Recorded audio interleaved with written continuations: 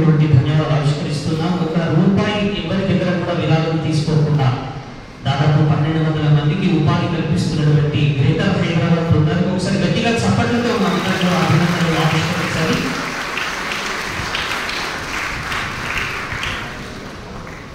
అభ్యుదయ పథంలో అగ్ని తరంగమై అట్టడుగు వర్గ బ్రాహ్మణ ప్రజానీకపు మధ్యలో విప్లవత్వ తరంగమై మనందరికీ కూడా తెలంగాణ రాష్ట్ర వ్యాప్తంగా బ్రాహ్మణ సేవా సంఘ సమాఖ్యలో మరి ఆ శాఖను విస్తృతం చేసి నేడు తెలంగాణ వ్యాప్తంగా ఎన్నో సంక్షేమ కార్యక్రమాలకు మూల కేంద్రమైనటువంటి మాన్యులు గౌరవనీయులు యంగ్ డైనమిక్ చైర్మన్ తెలంగాణ రాష్ట్ర బ్రాహ్మణ సేవా సంఘ సమాఖ్య చైర్మన్ అయినటువంటి వెన్నెపల్లి జగన్మోహన్ శర్మ గారు ఈ సభను ఉద్దేశించి వారు మాట్లాడవలసిందిగా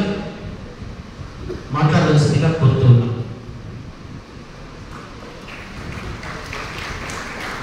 నమస్కారాలు.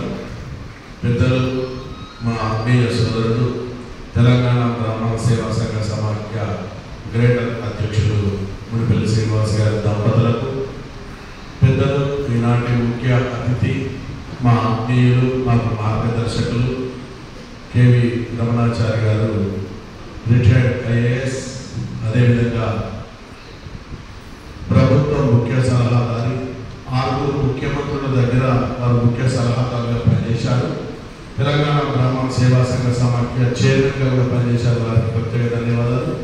సురవరం ప్రతాపరెడ్డి గారి తెలుగు విశ్వవిద్యాలయం మరి మన వైస్ ఛాన్సలర్ మా అన్నగారు నిత్యానందరావు గారు, అదేవిధంగా తెలంగాణ బ్రాహ్మణ సేవా సంఘ సమాఖ్య ప్రధాన కార్యదర్శి మరి గ్రేటర్ హైదరాబాద్ భాస్కరమూర్తి గారు, కోశాధికారి మరి రఘునందన్ గారు, మా ఆత్మీయ సోదరుడు డిసిప్లిన్ కమిటీ కన్వీనర్ పట్టలంక శ్రీనివాస్ గారు, ఉమ్మడి రాష్ట్రంలో గత 25 ఏళ్ళుగా కలిసి పనిచేసి నేను 3 సార్లు అధ్యక్షుడు ఇప్పుడు చైర్మన్ అయినా, మా తమ్ముడు 2 సార్లు అధ్యక్షుడు ఉమ్మడి ఆంధ్రప్రదేశ్కు ఇప్పుడు వారు అధ్యక్ష స్థానంలో ఉన్నారు మరి కుర్రం సతీష్ గారికి, పేరుకి వెళ్తున్న ప్రతి హెచ్ఆర్కు, వివిధ కంపెనీ యాజమాన్యులకు, ఇక్కడికి వచ్చినటువంటి యువతి యువకులందరికీ, ఆత్మీయ సోదరులకు, బ్రాహ్మణ బంధువులందరికీ కూడా పేరు పేరు నమస్కారాలు తెలియజేస్తూ, మా మునిపల్లి గారు మాట్లాడుతూ ఇది మొట్టమొదటి కార్యక్రమం అన్నారు.